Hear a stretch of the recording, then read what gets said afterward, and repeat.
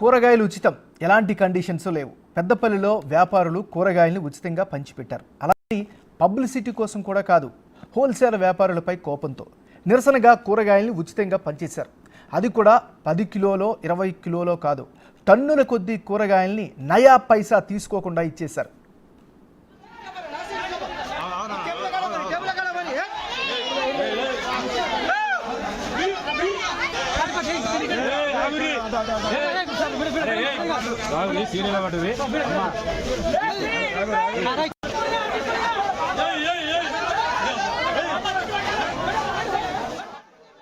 అసలే కూరగాయల ధరలు ఆకాశాన్ని అంటున్నాయి. పైగా మార్కెట్లో ఉచితంగా ఇస్తుండడంతో జనం ఎగబడ్డారు.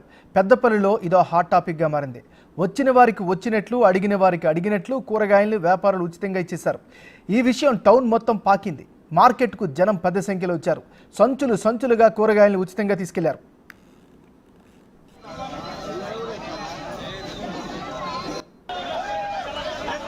ఇంతకీ కూరగాయల్ని ఉచితంగా ఎందుకు పంచిపెట్టారు? దీని వెనుక కూడా ఇంట్రెస్టింగ్ విషయం ఉంది. పెద్దపల్లి మార్కెట్లో హోల్సేల్ వ్యాపారులకు, రిటైల్ విక్రయదారులకు మధ్య గొడవ మొదలైంది. చినికి గాలివానగా మారింది. మార్కెట్ ఒప్పందం ప్రకారం హోల్సేల్ వ్యాపారులు రిటైల్గా కూరగాయలను అమ్మకూడదు, కానీ వాళ్ళు కిలోల చొప్పున అమ్ముతున్నారని రిటైల్ విక్రయదారుల ఆరోపణ. అది కూడా రోజు మొత్తం కిలోల చొప్పున అమ్ముతున్నారని ఆగ్రహించారు. వారిపై కోపంతో వాళ్ళ నిబంధనలు పాటించనందుకు నిరసనగా రిటైల్ వ్యాపారులు కూరగాయలను ఫ్రీగా పంచిపెట్టేశారు.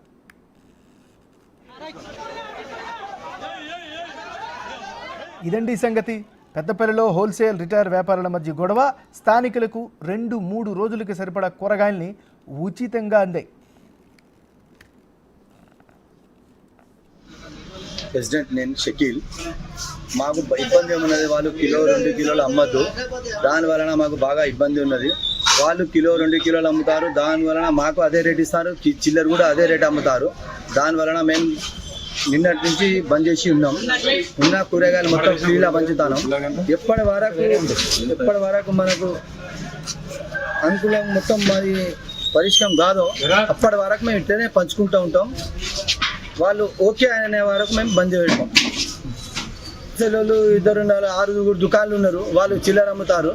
చెప్పినా ఇంటలేరు, చెప్పినా బూతులు తిడతారు, చెప్తే ఫైట్ చేస్తా అంటారు, ఏమేమి అంటారు, ఎక్కడ పోతా పోరి, ఏమని చెప్పుకుంటే చెప్పుకోపోరి అంటారు. దానివల్ల మేము బంద్ చేసి 2 రోజులతోని. హోల్సేల్ వాళ్ళు రిటైల్ అమ్మకాన్ని ఎన్నోసార్లు మొదలుపెట్టుకున్నాము. వాళ్ళు పావు కిలో కానుంచి వెళ్ళి అర్ధపావు 10 రూపాయలు 5 రూపాయలు అని అన్ని విక్రయిస్తున్నారు. మాకు వ్యాపారం నడవడం జరుగుతలేదు. వాళ్ళు విక్రయించినప్పుడు వాళ్ళు అమ్ముతుంటే మా మాలంతా మిగిలి ఖరాబ్ అయిపోతుంది. వాళ్ళకి ఎన్నోసార్లు విన్నపం చేసుకున్నాం. ఇదివరకు పోలీస్ స్టేషన్ వెళ్ళాను, కమిషనర్ గారు చెప్పారు, అందరికీ చెప్తున్నారు, ప్రజాప్రతినిధులు కూడా చెప్పారు. అందరూ వచ్చి చెప్పినా వాళ్ళు వింటలేరు. నిన్న కాక మొన్న ఏం జరిగిందంటే, మీరు ఏం చేసుకుంటూ చేసుకోకపోయి మా ఇష్టం వచ్చిన మేము కూడా మీరేనా మాకు చెప్పారు కానీ వాళ్ళు ఇష్టం నానా బూతులు పెట్టుకున్నారు. దాని గురించి నిన్న నుండి మార్కెట్ బంద్ పెట్టినాము. మా దగ్గర మిగిలిన మాలు కమ్సే కమ్ 15-30 వేల మాలు ఉంది. దాని గురించి మాలు వృధా కాకుండా ప్రజలకు పంపిణీ